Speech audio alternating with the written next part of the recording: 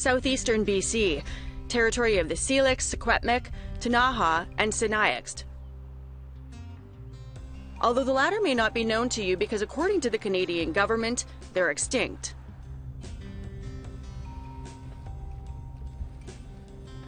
This is Valican, a pocket of land in the Slocan Valley 40 kilometers west and north of Nelson, BC.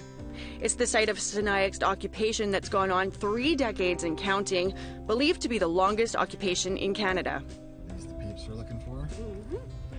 Yeah, I was just going to take these guys up to see where we brought the ancestors back to and reburied them here. There's 64 up there.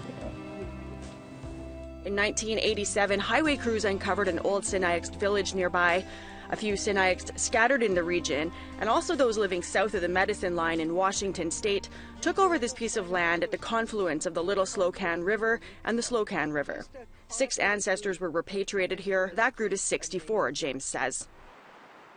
We'll go on up to the site. If you're done in, don't try it. On this day, some Sinixt who live in the U.S. come by to pay their respects.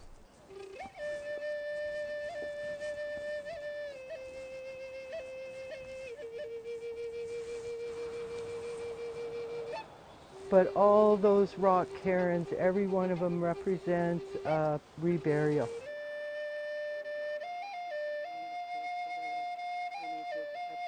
Canada considers every one of these people extinct, despite Sinixt beating the government in its own Supreme Court in 2021.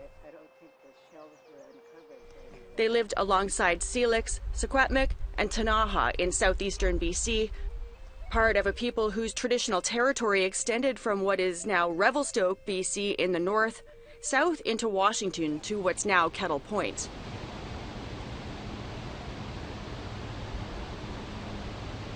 That's until settlers, fur traders, mining and logging upset the balance.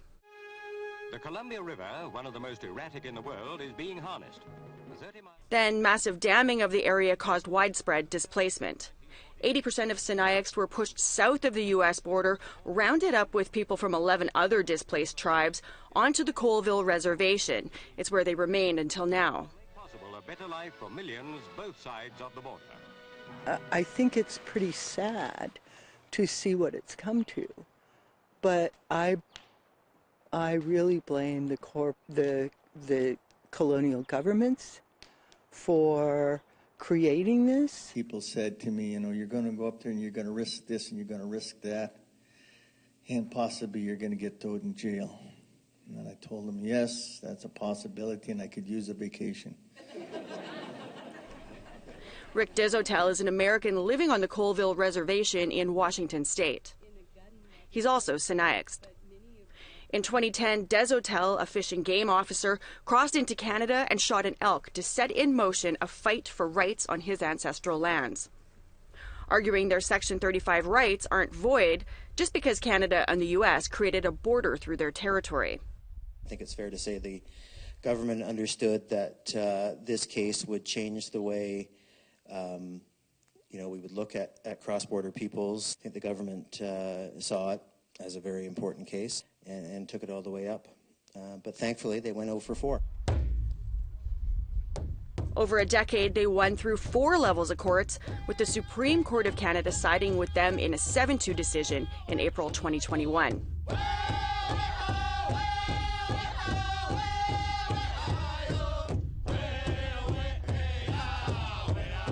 COVID delayed celebrations until this summer. 100 Sinixt came from Colville to Nelson, BC as a homecoming of sorts. This gathering, as you see all the people here, the other, provincial leaders and Indigenous leaders, this is a networking. Now the real work begins to reestablish themselves on their ancestral lands, lands spoken for by other tribes in the area, as well as the provincial and municipal governments, and of course settlers.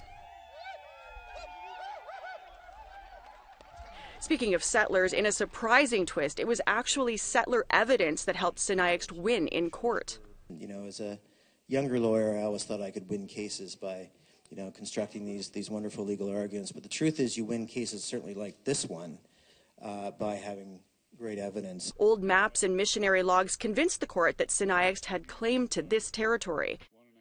It's not lost on Finley that how they won was using evidence from settlers who helped squeeze them off their land to begin with. We have oral records, and after generations, you lose some of those because they weren't carried out or carried on. So with the missionaries or, you know, any explorer or trapper that did any kind of work like that, you know, that was huge in our case to get where we are now.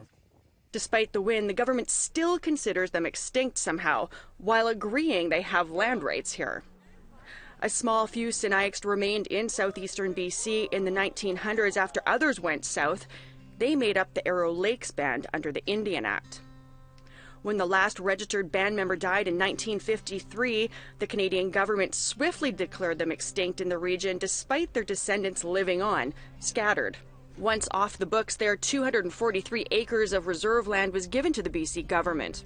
There are Sinixt people on both sides of the border, and this decision benefits everybody and is enshrining everybody. Indigenous Services Canada told APTN the Sinixt must form a representative body and apply to be declared unextinct under the Indian Act.